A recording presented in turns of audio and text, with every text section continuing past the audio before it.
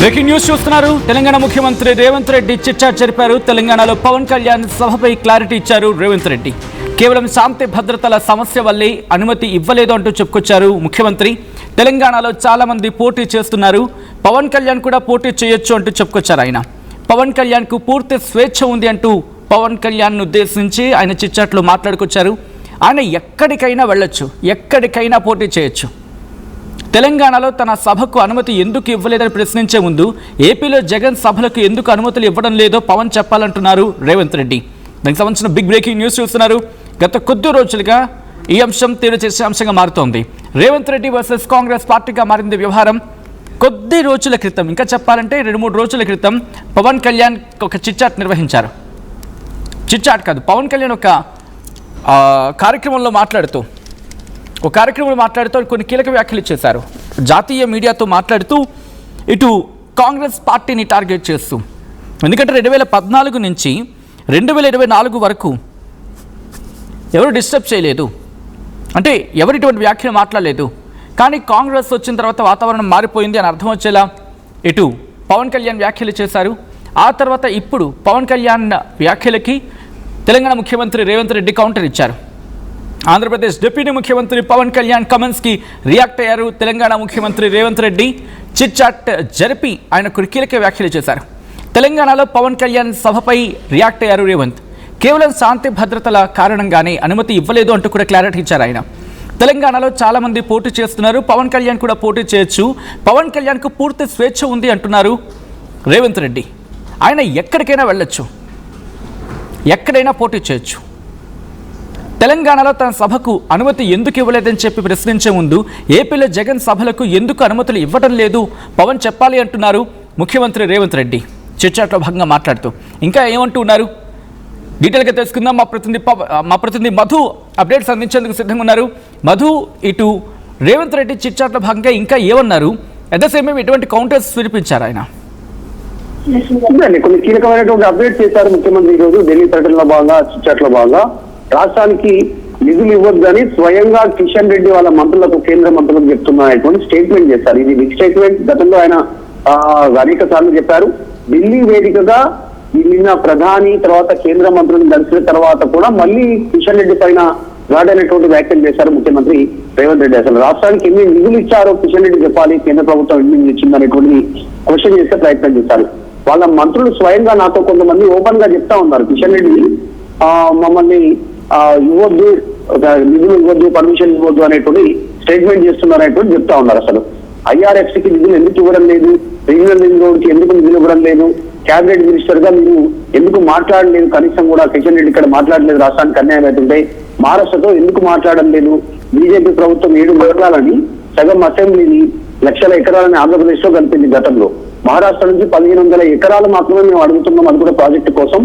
మహారాష్ట్రలో BJP CM ఉన్నారు, కేంద్రంలో బీజేపీ ఉంది, అయినా ఎందుకు మాట్లాడట్లేదు. ముఖ్యంగా కిషన్ రెడ్డి రిజైన్ చేస్తే ఆయన ప్లేస్ లో కొత్త వారు వస్తారు కదా, రాష్ట్రం కోసం ఏమైనా చేస్తారు కదా అనేటువంటి ఒక కామెంట్ చేశారు. అంటే కిషన్ రెడ్డిని రాజీనామా చేయమంటున్నారు, మీ వల్ల ఉపయోగం లేదు, రాష్ట్రానికి రాజీనామా చేయండి, మీ వాళ్ళ ప్లేస్ లో కొత్త వాళ్ళు వస్తారనేటువంటి స్టేట్మెంట్ చేశారు. ఇంకా జూలైలో మహారాష్ట్ర ముఖ్యమంత్రిని కలిసి మాట్లాడుకుందామని చెప్పాను, 8 మంది ఎంపీలు ఉన్నారు, బీజేపీ నుంచి ఒకరు రెస్పాన్స్ ఇవ్వట్లేదు.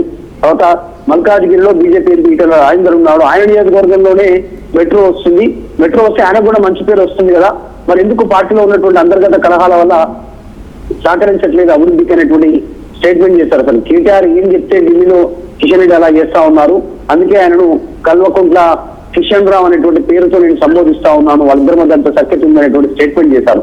నన్ను ఒక్కసారైనా కలిసి రాష్ట్రానికి సంబంధించిన విషయాలపై ఎందుకు చర్చించారు కేంద్ర మంత్రులు కిషన్ రెడ్డి కానీ వీళ్ళు కానీ అటువంటి స్టేట్మెంట్ చేస్తూ రీసెంట్ గా జరుగుతున్నటువంటి పొలిటికల్ డెవలప్మెంట్ మీనాక్షి నటరాజన్ సంబంధించి నామినేషన్ తిరస్కరణ, అక్కడ బీజేపీ 3 సీట్లు గెలిచినటువంటి పరిస్థితి రాజ్యసభకు సంబంధించి మధ్యప్రదేశ్ లో, వాటిపైన కూడా క్లారిటీ ఇచ్చే ప్రయత్నం చేశారు.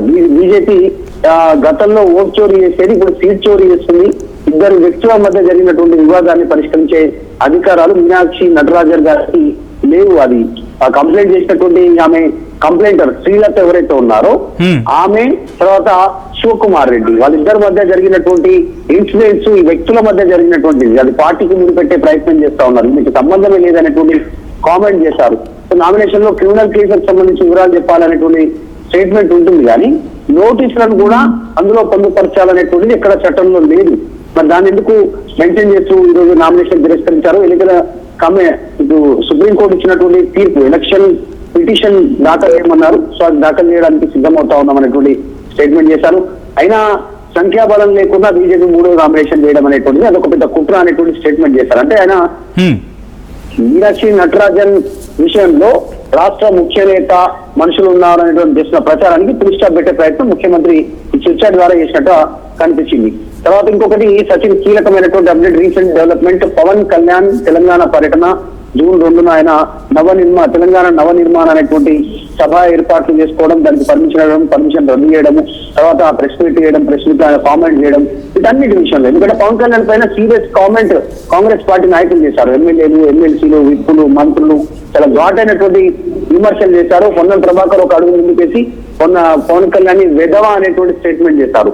తర్వాత తెలంగాణలో తిరగని భూము దాడులు చేస్తామనేటువంటి స్టేట్మెంట్ చేశారు కాంగ్రెస్ పార్టీకి సంబంధించిన విప్పులు, ఎమ్మెల్యేలు, ఎమ్మెల్సీలు.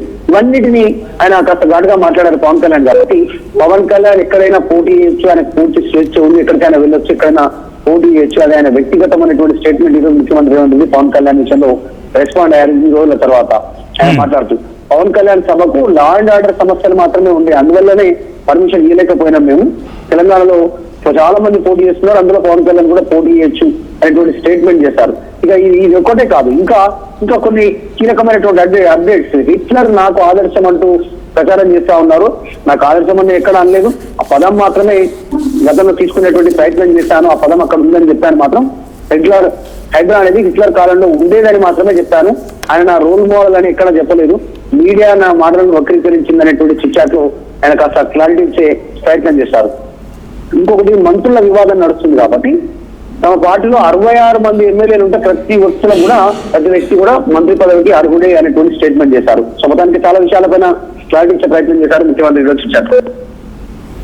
ఆల్రైట్, అంటే ఇక్కడ నుంచి కౌంటర్ ఇచ్చే ప్రయత్నమా, లేకపోతే ఇక్కడతో ఫుల్ స్టాప్ పెట్టాలనే ప్రయత్నం జరిగింది అనుకోవచ్చా ఈరోజు స్టేట్మెంట్తో? అంటే జనరల్ గా రేవంత్ రెడ్డి అటాక్ మోడ్ లో ఉంటారు. మా ప్రతిపక్షంలో ఉన్న ఆయన అధికారంలోకి వచ్చిన కూడా అటాక్ మోడ్ లోనే ముందుకు పోతా ఉంటారు. సో ఈ రోజు చర్చలో కూడా దాదాపు అటాకింగ్ చేసినట్టుగా కనిపిస్తుంది. మళ్ళీ కిషన్ రెడ్డిని, కేసీఆర్ ని, కేటీఆర్ ని, ఇటు మీనాక్షి నటరాజన్ విషయంలో బీజేపీని జరుగుతున్నటువంటి పరిణామాలను అట్లనే చేసే ప్రయత్నం చేశారు. అంటే ఆయన కౌంటర్ ఇస్తారు సాధారణంగా దీనిపైన, మళ్ళీ పార్టీలో జరుగుతున్నటువంటి అంశాలపై కౌంటర్ ఇచ్చే ప్రయత్నం అయితే కనిపించింది స్పష్టంగా. Right Madhu, thanks for the update. మొత్తంగా అయితే మాత్రం ఈరోజు ముఖ్యమంత్రి రేవంత్ రెడ్డి చిట్చాట్ జరిపారు. చిట్చాట్లో కొన్ని కీలకమైన వ్యాఖ్యలు చేశారు తెలంగాణ సీఎం రేవంత్ రెడ్డి. తెలంగాణలో పవన్ కళ్యాణ్ సభపై క్లారిటీ ఇచ్చారు రేవంత్. కేవలం శాంతి భద్రతల సమస్య కారణంగానే అనుమతి ఇవ్వలేదంటూ చెప్పుకొచ్చారు ఆయన. తెలంగాణలో చాలామంది పోటీ చేస్తున్నారు, పవన్ కళ్యాణ్ కూడా పోటీ చేయొచ్చు అంటున్నారు రేవంత్. పవన్ కళ్యాణ్కు పూర్తి స్వేచ్ఛ ఉంది అంటున్నారు ఆయన ఎక్కడికైనా వెళ్ళొచ్చు, ఎక్కడి నుంచి అయినా పోటీ చేయొచ్చు అంటున్నారు రేవంత్ రెడ్డి. తెలంగాణలో తన సభకు అంటే పవన్ సభకు ఎందుకు అనుమతి ఇవ్వలేదని ప్రశ్నించే ముందు ఏపీలో జగన్ సభలకు ఎందుకు అనుమతులు ఇవ్వడం లేదో పవన్ సమాధానం చెప్పాలంటూ కూడా చిట్చాట్లో భాగంగా ఆయన మాట్లాడుకొచ్చారు.